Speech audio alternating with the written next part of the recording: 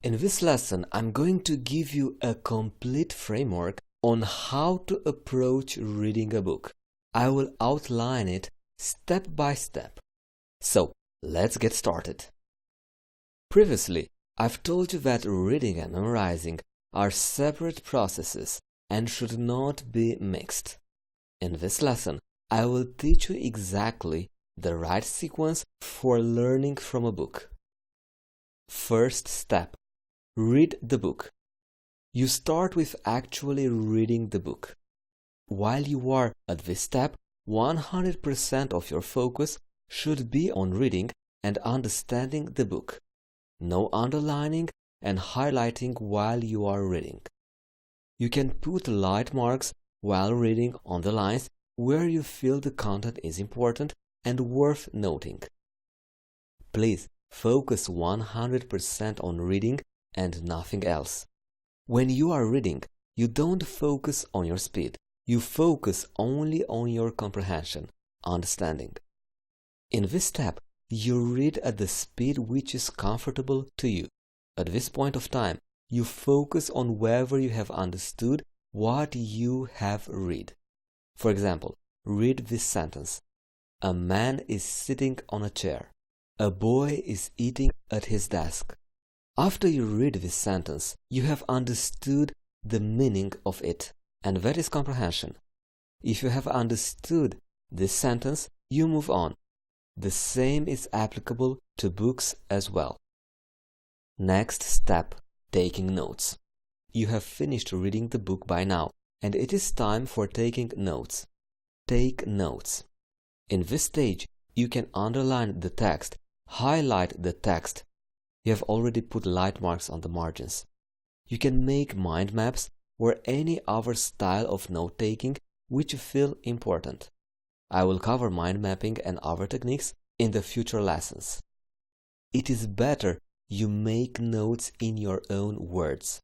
We normally use only keywords while making notes. I will cover different ways of taking notes in future lessons. What is enough and not enough depends on the person who is taking notes. I personally make notes with a specific outcome in mind. And the last step, memorize. By this step you have understood the text and made notes. Now it is the time to memorize the text. You can use techniques such as linking method, memory palace, and PEG method. The purpose of this step is to help you recall the information when you need it. You always learn from the book in the same sequence and do it in the same order. If you don't know what linking method, memory palace, and PEG method really are, please jump to the memorization module in this course. Now please remember this, no matter which technique you are going to use, you don't need to memorize everything. You memorize only which is important and relevant to you.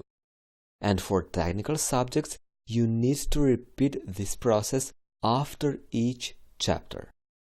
Now, you might wonder what length of time is recommended to read in one sitting. Very good question. For this, I have 2 points to address. First, it has been found in experiments that our focus and concentration start to reduce after you read for 45 minutes. So it is recommended that you read for 45 minutes and then take a break for 10 minutes.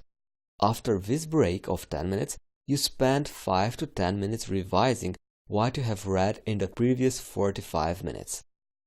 So read for 45 minutes, take a break for 5 to 10 minutes, and spend 10 to 5 minutes revising. The second point I want to address is, for most of the time, you can follow the previous rule. You can choose to break it in the following situation. If by taking a break you feel that it will break the flow, then you continue reading till you finish that chapter. In my life, I had many times where I had to sit to read for 3 hours without a break, and sometimes for even 4 to 5 hours, with 10 minutes break in between. I personally don't want to take a break if I'm totally immersed in the material.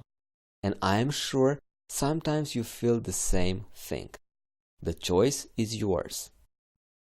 Now, if you encounter some difficult technical concept, I would advise you to do the following. First, put a light mark on the word, but don't stop reading. Continue reading the chapter. Second, once you have completed that paragraph or chapter, come back to that word and look for the meaning. Search it in the dictionary. In the vast majority of times, even if you don't know the meaning of that word, you will understand the meaning in general. If that word is repeated many times during your book, then you can stop and look for it. Before we end, here are some important points. First, if you are reading a technical book or textbook for exams, this process is repeated after each chapter. You read one chapter, then make notes, and then memorize it. Second, if it is a non-fiction book, then you can repeat this process after reading the complete book. Third, this process is ideal for learning from a book and getting maximum benefit out of it. You can modify the above process to suit your needs. For example, if there is a time constraint, then you can skip the taking notes step and move directly to memorizing it. Fourth, we haven't yet learned how to read properly or how to make notes or even how to memorize. Till now, we have been focusing on building a strong foundation for mastering these skills. And lastly, I am sharing this lesson to give you a complete overview of this process.